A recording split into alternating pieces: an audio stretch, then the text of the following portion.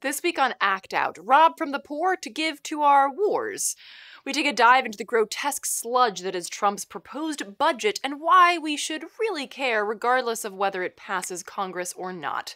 Next up, Mnar Muhawesh with Mint Press News introduces us to NewsGuard, the new big brother that's here to tell you what to believe via a neocon-backed news ranking system. Hint, they wouldn't like our show. From tweets to marching in the streets, this is Act Out.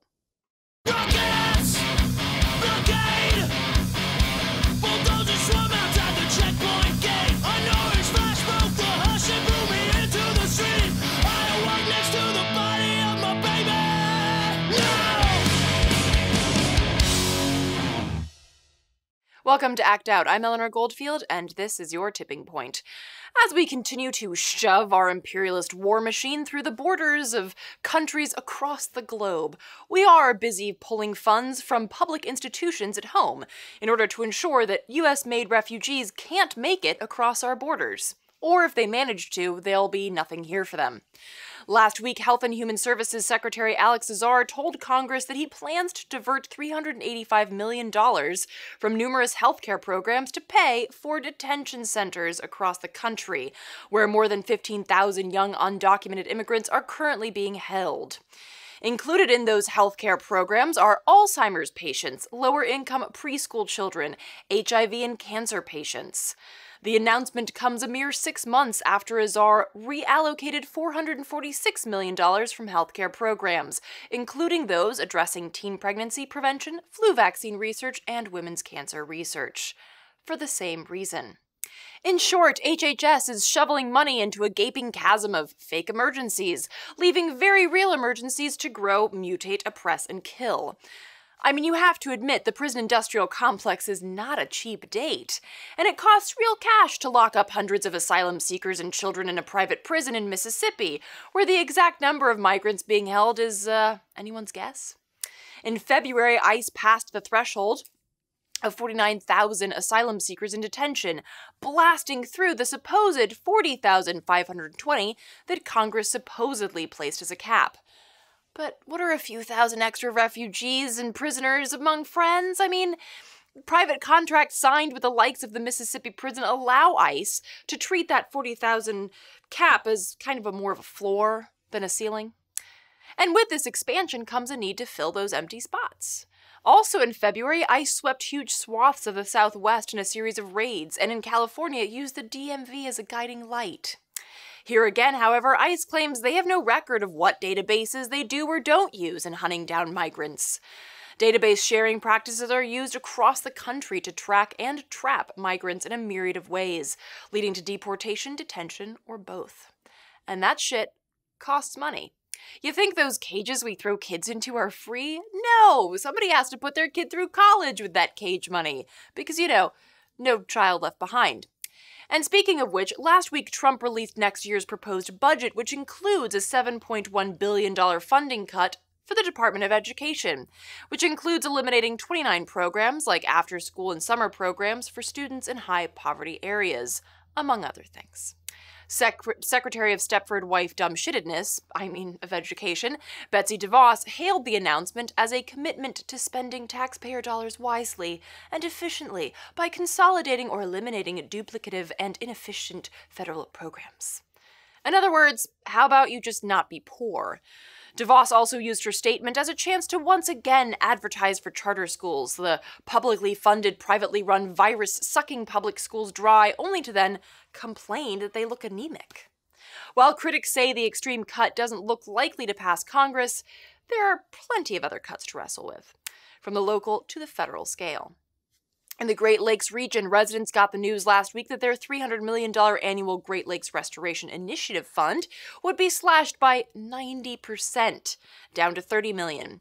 Since 2010, the initiative has worked to remove toxic pollution, fight invasive species, and deal with other environmental problems in the 8-state region.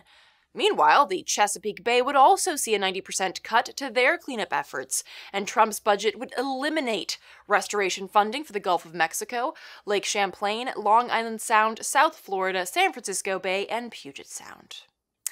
Maybe Trump and friends have been reading the reports put out by the West Virginia Manufacturers Association linking, wait, with toxin tolerance. I'm serious.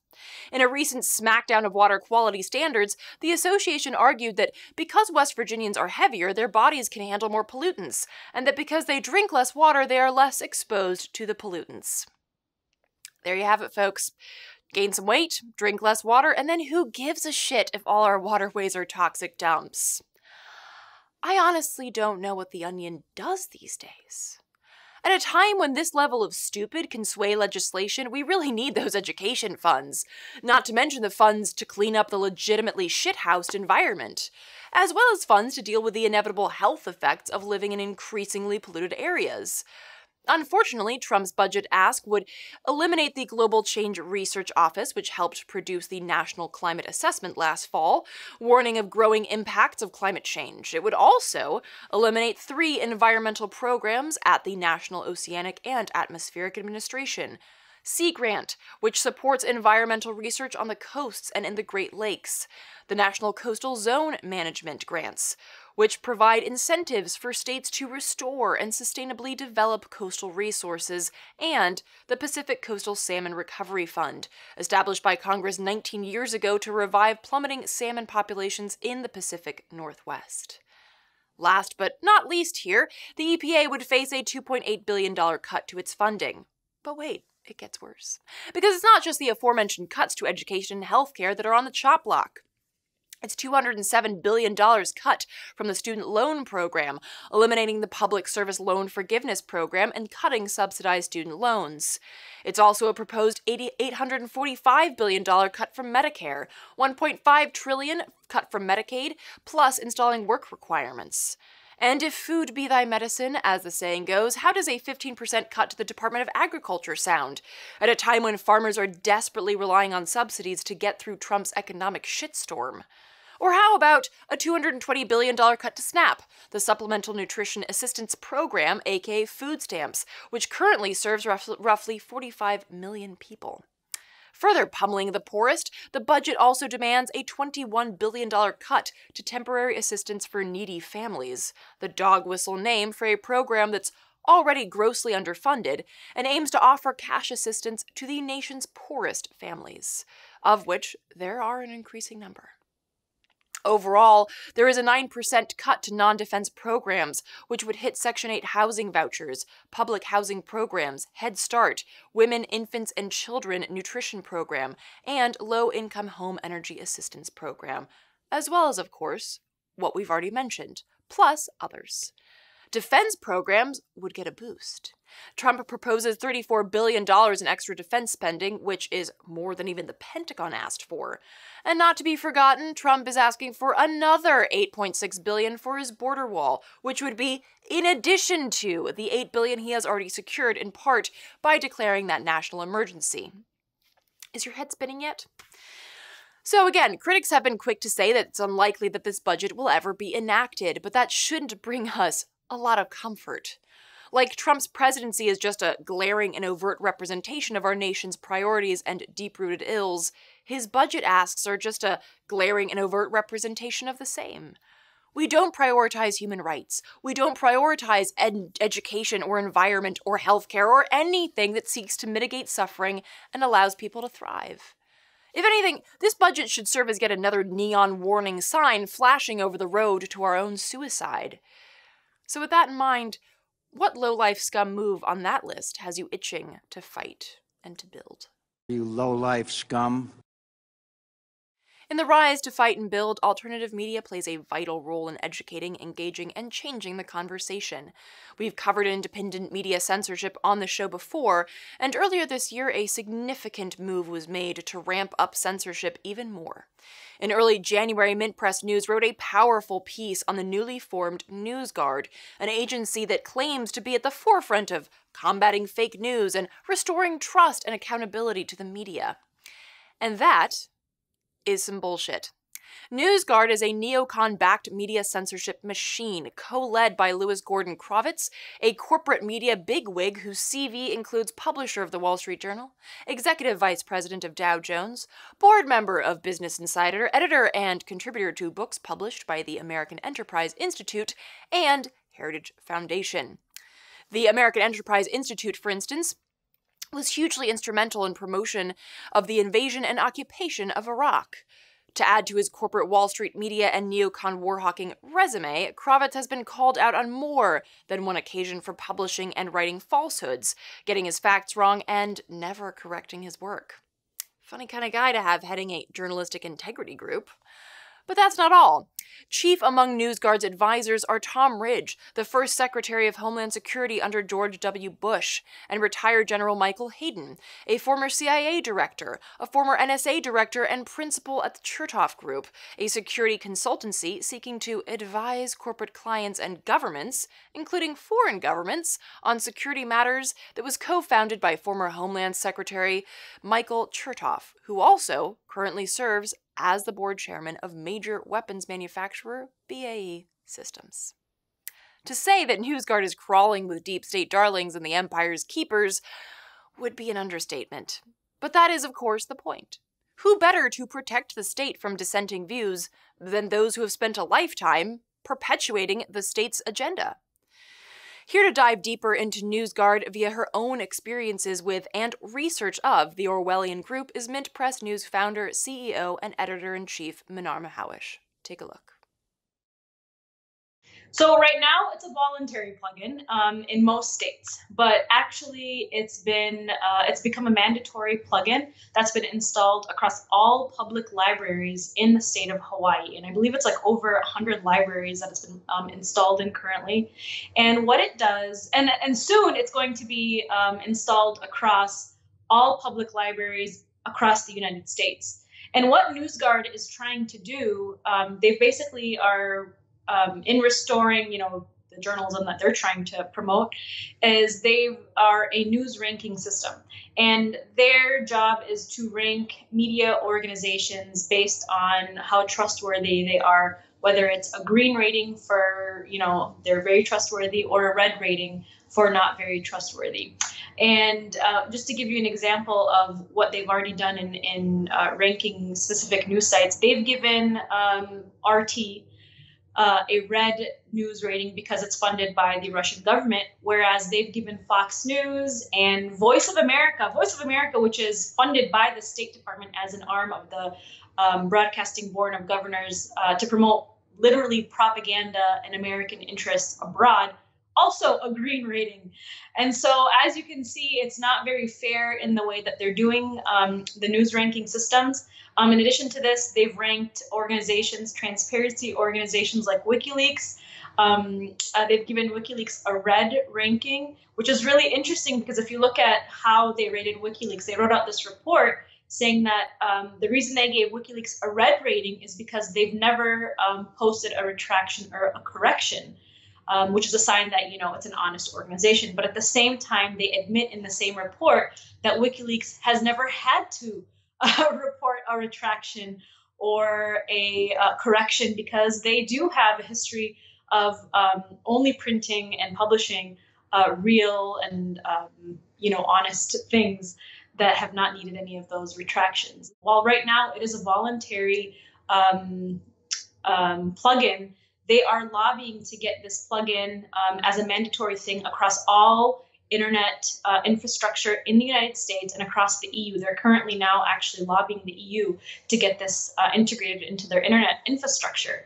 And what that will mean is that if you're browsing the internet and you're going and trying to go to mintpressnews.com or actout.com or Occupy.com or any of the alternative or independent media organizations, in which they're obviously targeting independent and alternative media organizations, they're most likely going to have these websites already showing up in your browser with a big red check mark, like a warning, like really scaring you, like this is a fake news site.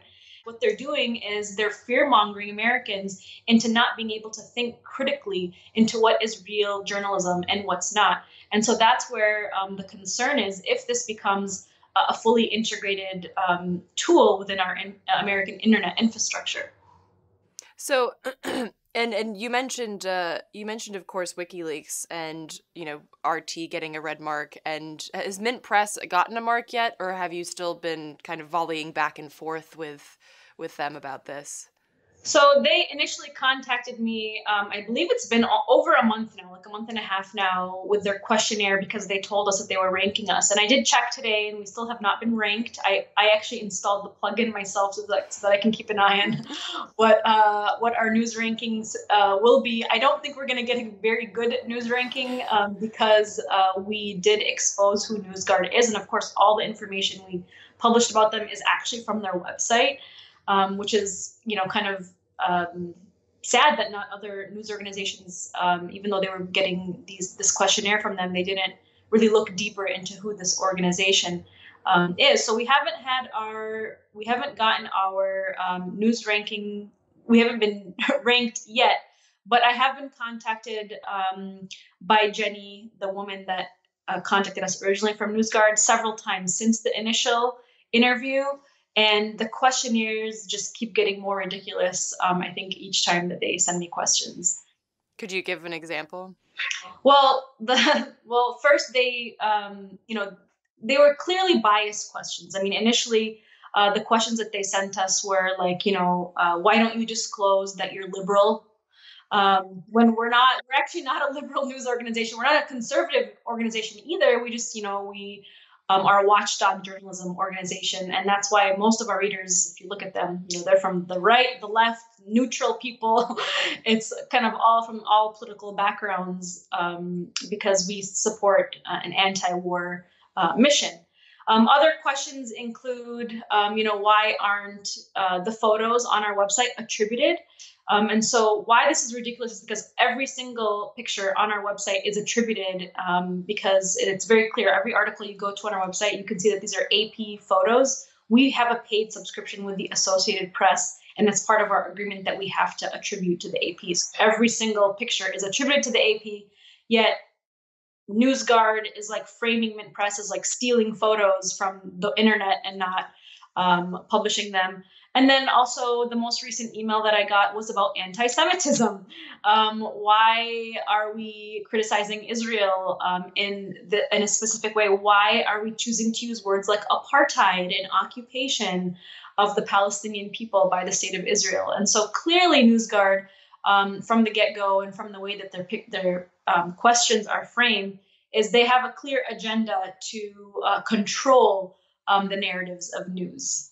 And something that they're launching, Eleanor, is something called Brand Guard, which is, which takes this like to another level, because what they're doing now with Brand Guard is they are providing a service to companies, to websites, to say, we'll guard you from advertisements from websites that we deem to be untrustworthy. And so this is also going to hurt organizations,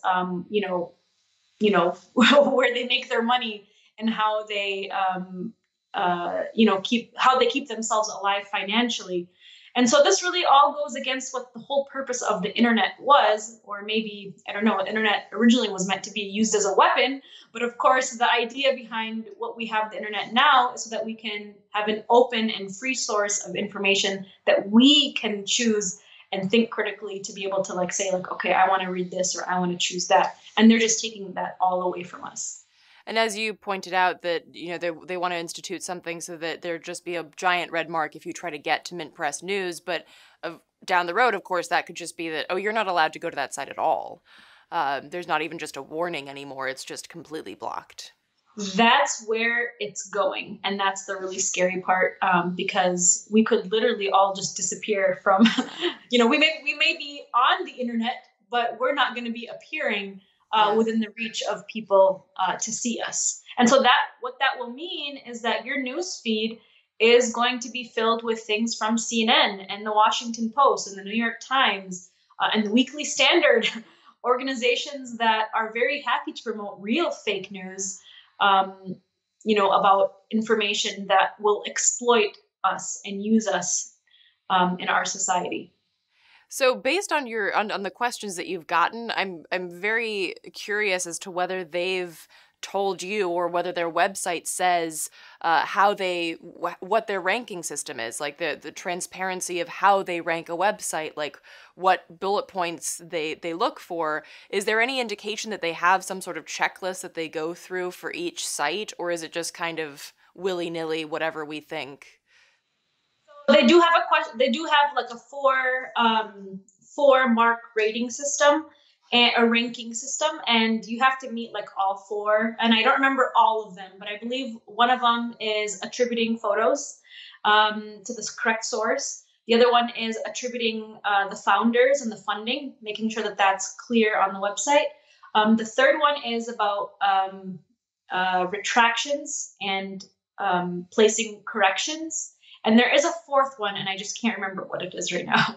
Well, that's also interesting that one of your main, like the two main things that pop out to me is the funders, which if you go to CNN.com, it doesn't say like Lockheed Martin at the top. No. But then also attributing photos is seemingly so arbitrary. And in that list, I'm assuming it doesn't say, oh, well, can back up their sources and can back up the claims that they make with verifiable information, like from the ground or like from that population that they're talking about. Like, it seems to me that that would be number one, that you can actually back up the information that you're putting out there, not attribute photos. And you know what? That actually reminds me what the fourth one is, because you make a good point. It is differentiating between news, facts, and opinion pieces. So that's, you reminded me of that. That is the fourth ranking system. And they want to see like opinion pieces ranked, or not ranked, I'm sorry, labeled very clearly. And I actually responded to Jenny, her name is Jenny Kamen, who's actually, by the way, like a former Hillary Clinton like delegate, just so that I can throw that out there.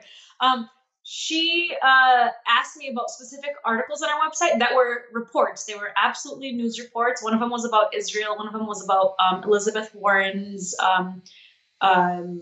working with like the military industrial complex. And she had mentioned that these articles seemed to be leaning on the opinion side, which they weren't. They were actually all factual articles. And so I responded to her that these were factual articles, and if they were opinion, we'd label them as opinion. But then I looked at who's on their board and some of the other websites that are ranked with a green for being able to differentiate between opinion and news. And one of them was Slate. And if you go to Slate's website, they have many articles on their website that are clearly opinion. They're like clearly blog posts with people's opinions, and they're not even labeled as opinion pieces. So again, it's just really looking at the kind of agenda that they have. They clearly are targeting independent alternative media to frame them as, you know, fake news or untrustworthy and unprofessional. Well, and even with that fourth point, saying that you should mark what's fact and what's opinion still doesn't get to the core issue of, well, where are you getting your facts? Absolutely. So it still doesn't address that problem of fake news. No, and it's just like looking at like organizations like Slate again, or the New York Times or CNN. They have people on there, pundits, who are, like you said, working for Lockheed Martin, for oil companies, for other special interest groups and neoconservative, neoliberal think tanks. And they're stating things as if they're fact, when in fact they're not fact. They're opinions and analysis, and sometimes straight up just propaganda to push a certain narrative. And they're all ranked green by NewsGuard. Like with so many fights, it can seem very daunting and confusing to combat something like this. What do you feel would be a good way to combat this? I mean, I know that Mint Press News has written several articles about this. I haven't really heard it talked about on a lot of even alternative media sites. What do you think are the best ways that we can combat this? Well, something that we're doing is we're speaking out and calling these organizations out. And I just want to quickly point out how effective that's been. Since we came out with this article, the article went viral.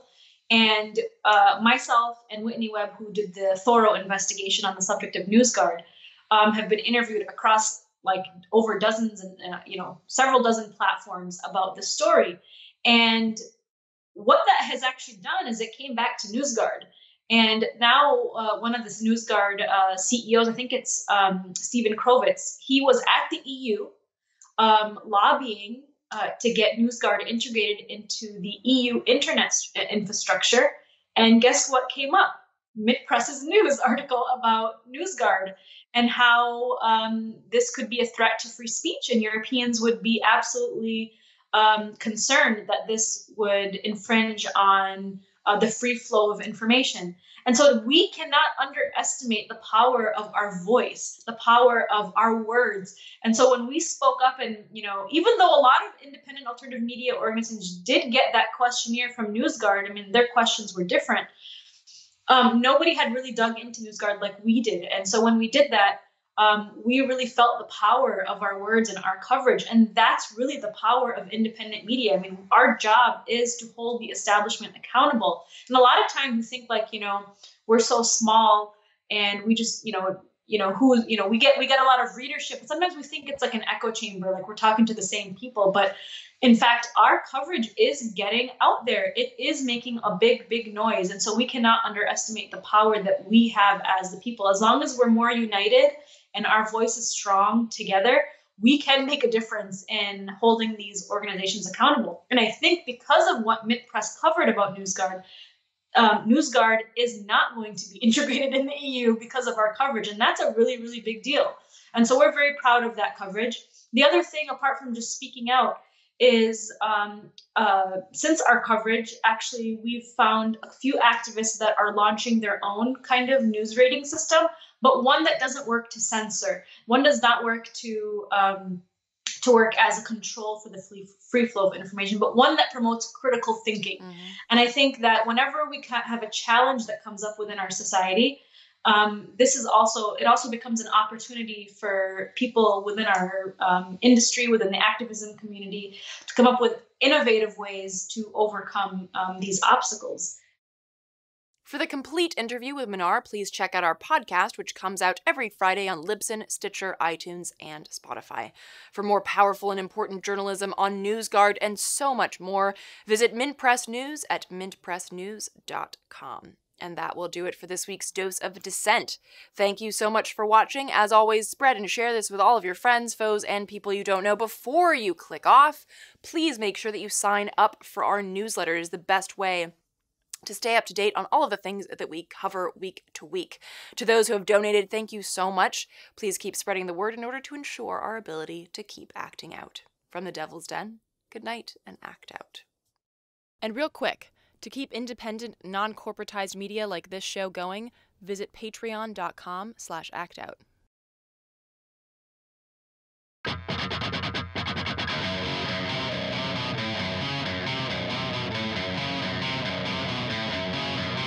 I can hear the boots are stomping. Come on, boys, let's get some roster through. I can't stand to hear my father cry anymore. Time we left for nothing, motherfuckers dead in the road. We've been backing up inch by inch, we got nowhere else to go. It's been too many years since you pushed and served my shove.